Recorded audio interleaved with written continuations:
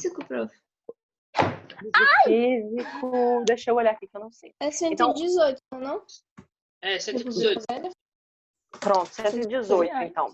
É o capítulo 12, né, o Brasil na República Velha, página 118 no livro impresso e 2.12.1 do livro digital, tá? Mas como vocês sabem bem, por enquanto, a gente pode deixar o livro ali, bem na dele. Vamos bater um papinho aqui. E o que acontece? Quando foi proclamada a República do Brasil, que foi um golpe, né? A gente tem que caracterizar o que é golpe. Golpe, eu já falei para vocês, na verdade, golpe é quando não se tomou o poder pelos meios legítimos, ou seja, pelos meios legais da época. E isso, gente, é independente de, nossa, mas eu acho que a proclamação da República foi melhor que o governo do Dom Pedro II. Beleza, pode achar. Não tem problema nenhum. Mas quando a gente fala de golpe, a gente está falando que não foi de maneira lícita, entre aspas, né? Não foi baseada na lei que aconteceu aquele movimento, tá? E aí foi mais ou menos assim, proclamaram a República e aí a galera falou, tá, temos uma República. E agora? O que a gente faz com essa República que a gente tem? Porque não foi nada pensado, não foi aquele processo do tipo, vamos sentar aqui, vamos pensar, vamos fazer lei, enfim, para poder determinar como que vão ser as coisas do Brasil.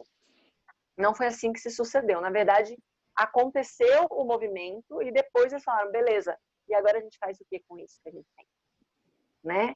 É como que a gente lida com esse negócio que a gente criou. E aí a gente tinha alguns projetos, algumas ideias de república. A gente tinha a ideia de república liberal, que pelo nome, né, vocês já sabem, quem defendia eram as elites, que na época eram elites agrárias, especialmente de cafeicultores, e eles defendiam uma autonomia, né, para eles definirem ali o que vai ser feito com o dinheiro, uma autonomia para os estados. Então, cada estado administra seu próprio dinheiro e assim por diante, né? O principal grupo que representava essa força eram os cafeicultores de São Paulo. Não que eles fossem os únicos ricos ou os únicos cafeicultores poderosos e tudo mais, mas eles eram, na época, o centro ali, né, econômico. Era onde estavam mais propagadas as ideias de república, as ideias de participação dessa elite. Beleza? Outra coisa importante para a gente entender é o motivo pelo qual. Pensa comigo, galera. Estamos começando um projeto agora, né? Um projeto de república agora. Existia um receio muito grande do poder central interferir na economia desses povos. Então, o que eles faziam? O que eles pensavam? Então, é melhor que eu defina o que vai ser feito com o meu dinheiro, se não for eu que vou governar. Depois vocês vão ver que acabou que o poder ficou nas mãos dos próprios cafeicultores paulistas. Então, para eles, esse negócio de autonomia dos estados depois não vai ter grande importância. Tudo bem? Qual página do físico? 118. Eu ia perguntar isso agora no chat. E a do digital, gente, prof, que eu consegui abrir só agora, desculpa. Tá, o digital eu tô com ele aberto aqui, deixa eu olhar. O digital é 2.12.1. Tá bom, obrigada. O do físico, qual que é mesmo, o pessoal que falou? 118. Tá, 118. Tá.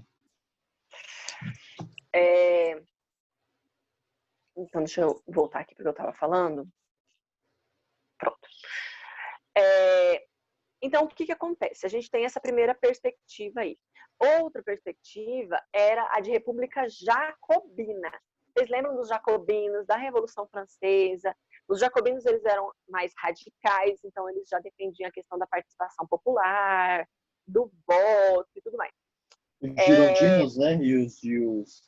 E os jacobinos. Que um ficava de um lado do tribunal e aí tinha os outros. Isso. Os jacobinos eram mais radicais. Eles acreditavam em voto livre, universal, parará. Os Já liberais eram não. de esquerdas, né? Os jacobinos eram de esquerda. Jacobinos eram de esquerda no movimento de Revolução Francesa. Os liberais, eles já defendiam o voto censitário, defendiam a questão do livre comércio, esse tipo de coisa, tá? Vocês já estão careca de saber, liberalismo. Ó. E a outra ideia que se tinha era positivista. Positivista era baseado principalmente nos princípios dos militares, do exército, né? Daquela questão da ordem e progresso, que era contra qualquer tipo de manifestação popular, de rebelião, que apenas um sistema hierarquizado levaria à felicidade, ao desenvolvimento, blá, blá, blá, blá, blá, aquela coisa. Então, nós temos 3 ideias, tá? Que eu falei para vocês. Liberal, representado pelos cafeicultores, que defendia a questão de um voto, de uma participação popular, mas não tão grande assim, onde eles controlassem seu próprio dinheiro no Estado.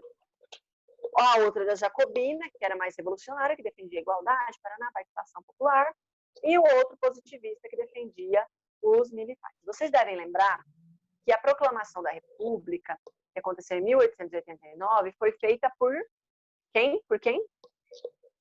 Pelo Deodoro. Muito bem. Boa. Deodoro da Fonseca, né? Que era um marechal, era um chefe de exército e tal. Então, a gente já começa com os militares na frente. Professora, mas foi uma ação só deles? Não, foi uma ação impulsionada, porque, na verdade, o grande motivador da proclamação da República foi ali a questão dos planos maquinados pela própria elite, né? Que foi lá e armou aquele plano de que o Dom Pedro II queria expulsar o Deodoro do Brasil e aquelas medidas todas polêmicas. Tudo bem? Posso continuar? Pode. Tá. Eu sei que esse assunto não é dos mais felizes e mais alegres, mas a gente já vai chegar na parte boa, tá bom? Prometo pra vocês. Pois bem. É interessante. É interessante pra gente conhecer como o Brasil formou. Eu gosto, né? Mas eu sei que Eu também. é muita coisinha assim. Eu não acho chato, não. Acho interessante. É legalzinho. Então tá, porque eu tô vendo a carinha de vocês. Tá todo mundo assim, ó, apoiado em alguma coisa. Mas tá. Recapitulando aqui, então, do que eu estava falando. Então, foi Deodoro da Fonseca que proclamou um grande chefe militar e tudo mais. Então, a primeira coisa que se declarou foi um governo provisório do Deodoro da Fonseca. Por quê, gente? Por que um governo provisório? Que foi o que eu falei para vocês. Caiu do céu uma república. Proclamamos uma república. Agora, cria essa república, né? Não foi algo que foi gerado aos poucos. Foi rápido, foi imediato. Então, necessitamos agora maquinar o que vai ser essa bagaça. Então, precisamos de um período provisório para a gente resolver o que vai ser e depois, de fato, as coisas começarem a acontecer. Então, nessa primeira fase, a gente vê um Deodoro da Fonseca meio ali perdidinho, sem muito apoio dos cafeicultores, mas com o apoio do exército, e eu estou falando do exército mesmo, porque a marinha não era a favor, né? Então, a gente vê as próprias forças armadas, assim, desorganizadas, que não conseguiam se juntar. E um Deodoro da Fonseca ali com dificuldade de planejar uma articulação política, né? Ou seja, criar uma base de apoio para ele. Então, mesmo assim, mesmo na função provisória, ele teve que implantar as primeiras e mais urgentes medidas daquele momento. Quais eram as medidas mais urgentes daquele momento? Primeiro, a extinção das instituições imperiais. O que é isso? Se a gente não tem mais um período imperial, não faz mais sentido ter um exército imperial para proteger a família real. Não faz mais sentido ter uma escola de arte real, ou uma escola real, ou, enfim, né? Se não tem mais família real, essas coisas não podem mais pertencer a algo real. Precisamos transformar. Então, todas essas coisas foram modificadas, não deixaram de existir, mas foram modificadas. Outra coisa, por exemplo, foi criar... extinção do quê? Qual das é o nome instituições imperiais. Obrigada. Certo? Posso continuar? Pode. Outra medida foi o próprio banimento dessa família real. A família real foi expulsa do Brasil. Eu não sei se vocês viram, mas parece que foi no ano passado que saiu ali o processo, né, o resultado do processo que os netos, se não me engano, da princesa Isabel tinham contra o governo do Brasil, né? Desde 1889 até ano passado. O processo mais antigo do Brasil. E eles queriam... Gente, vocês não reparam o barulho não, aqui meu noivo também está trabalhando. E aí home office é complicado. Mas esse processo da família real era porque eles queriam ter de volta algumas posses que eram da família real, como, por exemplo, o museu lá de Petrópolis, que era a casa, né? A casa da família real. E eles queriam ter essa casa de volta. E eles perderam, né? Porque foi entendido como, na verdade, não pertencia à família real, mas à nação brasileira, da qual eles eram, entre aspas, donos, né? Enfim, uma doideira. Mas isso é bem interessante, porque eles foram banidos e perderam, assim, tudo que eles tinham aqui, monta as malas do que é importante que vocês vão vazar. Outra coisa que foi criada foi a separação entre Estado e Igreja, que até então, eu não sei se vocês lembram, mas na Constituição de 1824 determinava que a Igreja estava submetida ao Estado. Então, tudo que o Papa decidisse lá tinha que passar pelo rei. Lembram disso? Que Dom Pedro II até queria uma treta? Estão lembrados, né? A gente falou lá da questão dos maçons e tal. Pois é. Então, o que Deodoro fez? Separou. Igreja, igreja, Estado, Estado, cada um no seu quadrado. Outra coisa que foi criado foi um projeto de naturalização, porque era necessário determinar quem era brasileiro, quem poderia votar, quem, enfim, né? Então, todo mundo que estava aqui, que quisesse ter título de naturalização, conseguia. E, por fim, eleições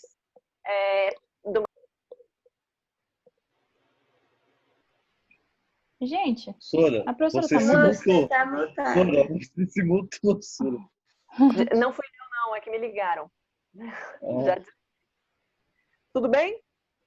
Tudo bem! Muito bem. E aí, o que acontece? Peraí, volta lá nas eleições. Eleições do quê? Eleições para presidente. E também para aprovar essa Constituição. Certo? E aí foi eleito o próprio Deodoro da Fonseca como primeiro presidente do Brasil. Pois bem, primeiro problema que a gente tem que lidar é com o fato do Brasil estar vivendo uma crise. Chora não. Uma crise econômica. Mó certo? cara de choro. A minha beleza natural. Ficou um pouquinho natural. Eu adoro aquele vídeo. Enfim, como eu estava dizendo para vocês, tinha um problema econômico ali, né? O Deodoro da Fonseca, ele quis lidar muito com a questão da industrialização, ele achava que era importante, de fato é importante, né? A industrialização do Brasil e tudo mais. Só que nós não tínhamos dinheiro. E aí ele tomou uma medida que é como se eu chamasse uma pessoa do prezinho para resolver a crise econômica do Brasil. Não tem dinheiro no Brasil. O que uma criança faria? O que uma criança faria? Imprimir mais dinheiro. Imprime mais dinheiro, é isso mesmo, né? Essa política chamada de encilhamento. E o intelectual por trás, o ministro da Fazenda por trás, era o Rui Barbosa. Então, o que foi decidido? Imprime mais grana aí e pronto, está resolvido o problema. Se o problema é falta de dinheiro, é fácil, a solução é fácil, é tranquila. A princípio, e aí permitiu até que bancos privados imprimissem dinheiro, ou seja, o governo não teve nem o controle muito bem disso. A princípio, né, a primeira galera que pegou dinheiro, que pegou empréstimo e tal, conseguiu de fato criar a indústria. Só que foi um tempo muito curto até que acontecesse. O que vai acontecer com esse dinheiro? Desvalorizar. Desvalorizar. Vai perder seu valor, foi o que aconteceu. Então, tinha muito papel moeda, mas pouco valor econômico esse papel moeda. A princípio até deu ali uma engatilhadinha, né? uma resolvidazinha no problema inicial, mas foi questão de mês, para não dar mais certo, tá?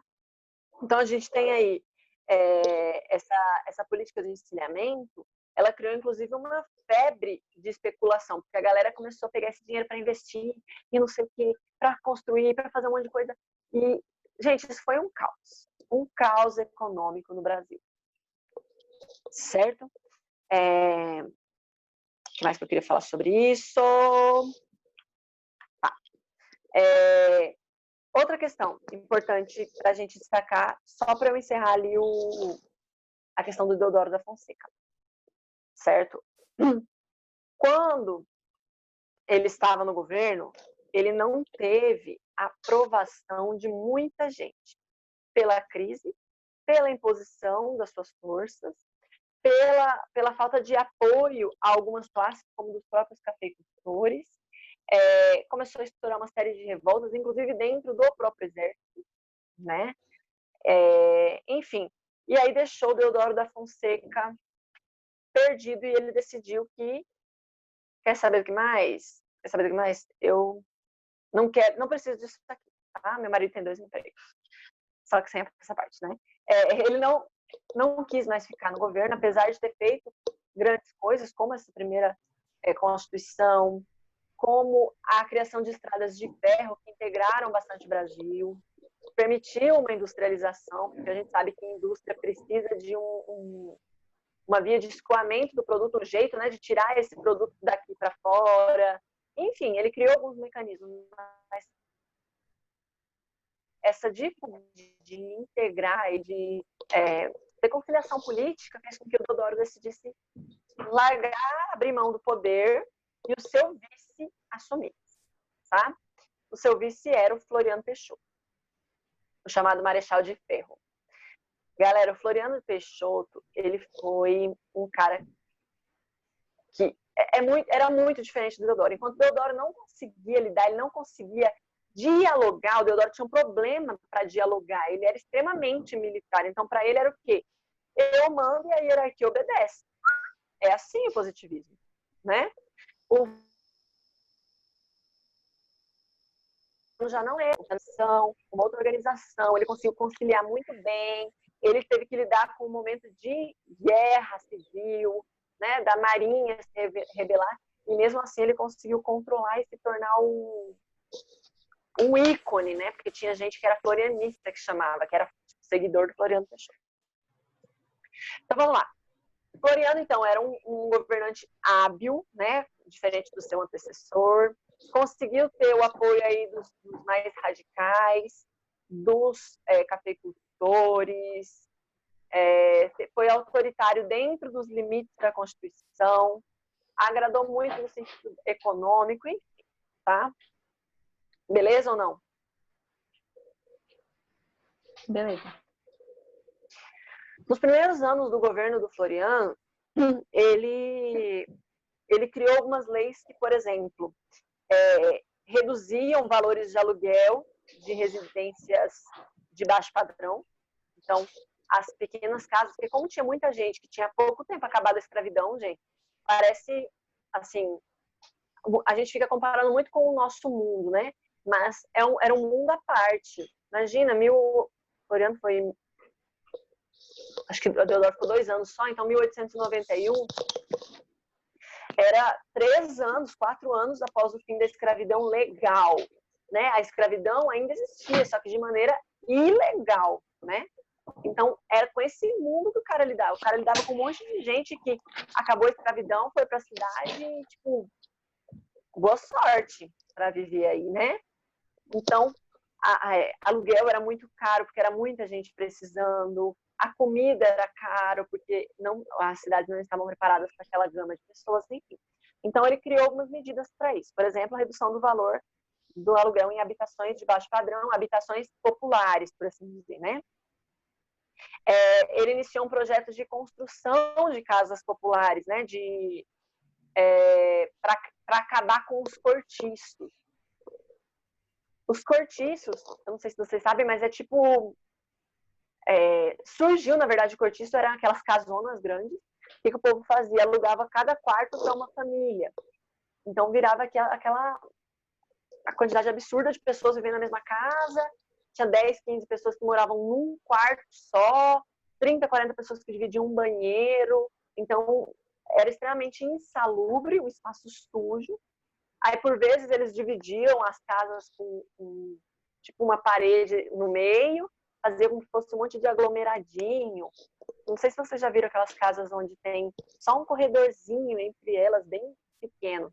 Então, aqueles espaços eram espaços de proliferação de doenças, de ratos, que a gente sabe que lá na República Velha, não sei se vocês lembram do 9º ano, mas vai ter, por exemplo, a revolta da vacina. Lembram disso? Que já era um problema referente a cortiços e tudo mais. Então, esse povo todo que saiu do campo, que precisava viver, começou a viver nesses espaços pequenos.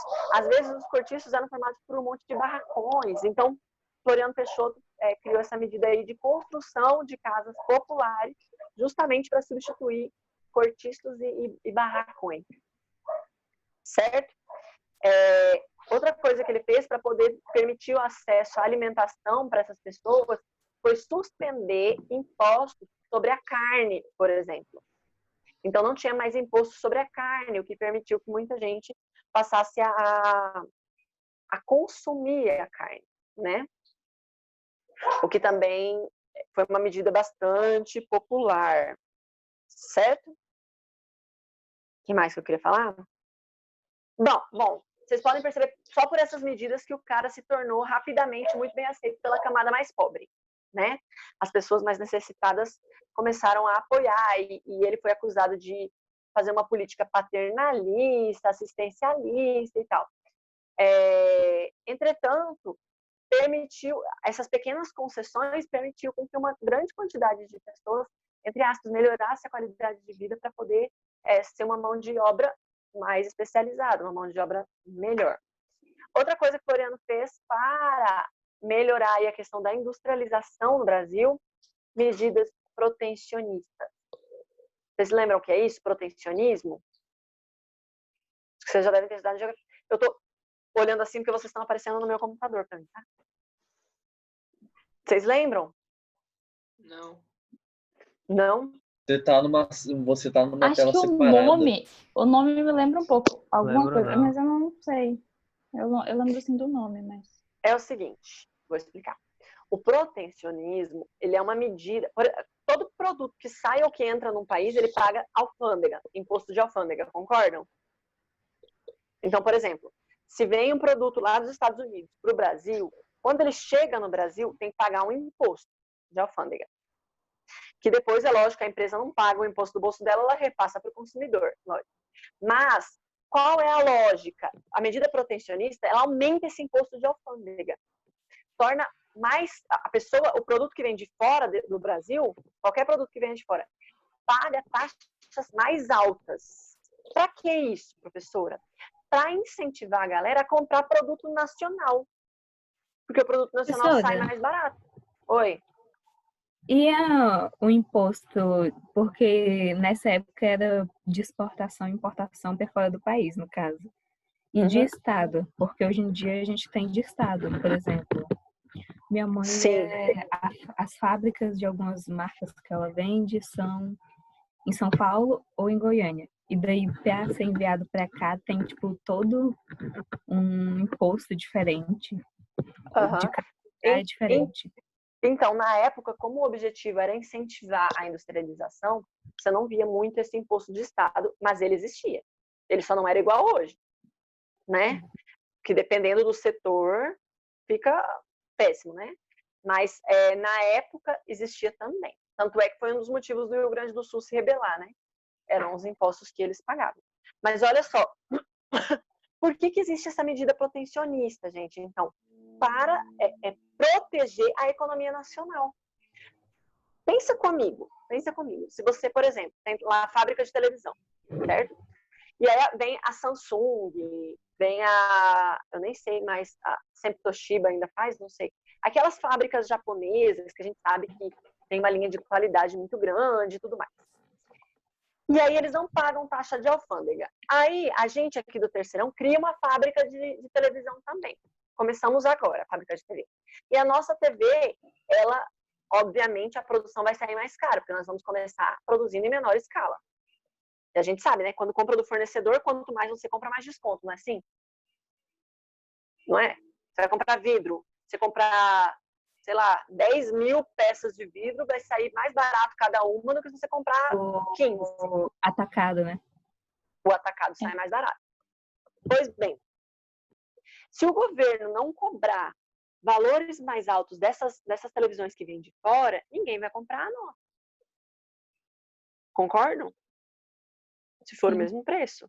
Então, a ideia, a estratégia é gerar a indústria nacional, porque a indústria nacional ela vai empregar, essa indústria nacional ela compra e vende dentro do Brasil, né? Então, a economia ela circula aqui dentro. Diferente, por exemplo, de você comprar da indústria japonesa, mesmo ela tendo uma filial aqui, né? Esse valor vai para os sócios, que normalmente não são daqui, são de lá. Que eles vão gastar lá, né? Então, essa é a lógica das políticas protecionistas. Os liberais, eles são contra. Eles são a favor do livre comércio. Então, para nós que somos país subdesenvolvido, se não tiver medida protecionista, a gente não tem indústria nacional. A gente já quase não tem indústria nacional. Imagina, né? Pois, por fim, o Floriano Peixoto, ele intensificou essas medidas nacionais, né? Através do aumento dos impostos de alfândega e do protecionismo, certo? Também concedeu uma linha de crédito, né, para o Banco do Brasil, para que o Banco do Brasil fizesse empréstimos para as pessoas abrirem indústrias, né? Então, a proposta era justamente essa, industrializar esse país, parar de ser só um país agrário. Ai, professora, mas é ruim ser um país agrário? Vamos pensar junto aqui. Não é ruim ser um país agrário, mas pensa comigo. Tem lá o sujeito, uma fazenda de 8 mil hectares, certo? Hoje, quantas pessoas trabalham em 8 mil hectares? Só pensando, tá? Não precisa falar. Agora pega a Galvani. A Galvani tem quantos hectares aqui? Bem menos. Não deve ter o quê? Nem sei quantos hectares dá, não sei se dá um. E só em Luiz Eduardo eles empregam 300 pessoas. Ou seja, né, só em Luiz Eduardo, que é aquele tamanico ali que vocês viram. Imagina em lugares que é maior. Ou seja, a indústria ela gera mais emprego, consequentemente, ela gera mais riqueza interna, mais gente para gastar dinheiro, mais dinheiro para circular, né? Enfim. Então, essas são as vantagens da industrialização. Não é à toa que todo mundo, não interessa se é de esquerda, de direita, apoia a criação de indústria, né? Pois bem, o mais que eu queria falar? Acho que eu falei do protecionismo já, né? Pois bem, só que começou aí uns movimentos contra o Floriano. Primeiro motivo disso é porque a galera dizia que era inconstitucional o seu governo. Por quê? Porque se defendia que o vice ele só podia assumir se passasse pelo menos a metade do mandato do presidente eleito. Então, por exemplo, o Deodoro foi eleito e ele, na época eram 5 anos. Ele ficou só 2, né? Então teria que ter novas eleições. A não ser que ele tivesse morrido, entendeu? Se fosse causas naturais. Mas quando ele desistia antes da metade, ele desistia pela chapa que concorreu, não sozinho. Entendeu? Então, o que estava errado, que ele não poderia governar. Outra questão era a própria questão do liberalismo, né, da defesa do liberalismo, da defesa da participação dos cafeicultores. Os cafeicultores estavam ali, ó, doidos para poder governar. Para piorar a situação, lá no Rio Grande do Sul estourou uma revolta, né, a Revolução Federalista. A revolta armada também pode ser chamada assim. Por quê? Porque havia um partido que queria ter participação política e o Floriano nomeou outra pessoa como interventora ali dentro. Enfim, e a galera ficou revolta. E aí estourou essa guerra lá dentro.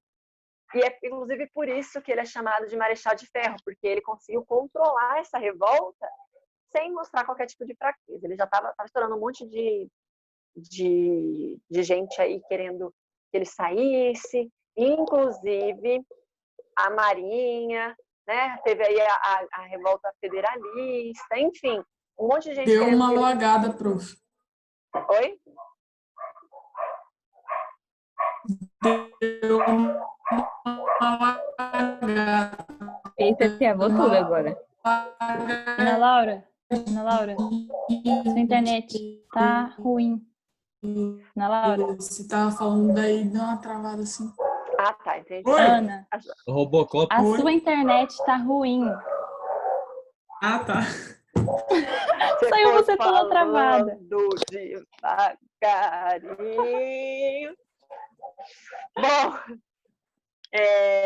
então essa revolução, gente, é chamada de Revolução Federalista. E Professora, Oi? foi o Floriano que era conhecido por causa das políticas com os pobres, assim, com os mais desfavorecidos? Sim, ele conseguiu conciliar muito bem, Ana, essa relação entre pobres, ricos. Inclusive, tinha uma galera que defendia tanto o cara, mas tanto o cara, que partiu para a guerra com ele, né, os florianistas. Enfim, e aí a Revolução Federalista, então, a gente tem duas causas principais. A nomeação de Júlio Castilhos, que o pessoal lá do Rio Grande do Sul era contra, né? Eles também eram contra a centralização política na mão do presidente, do Floriano, somada à questão dessa defesa de ser inconstitucional. E ainda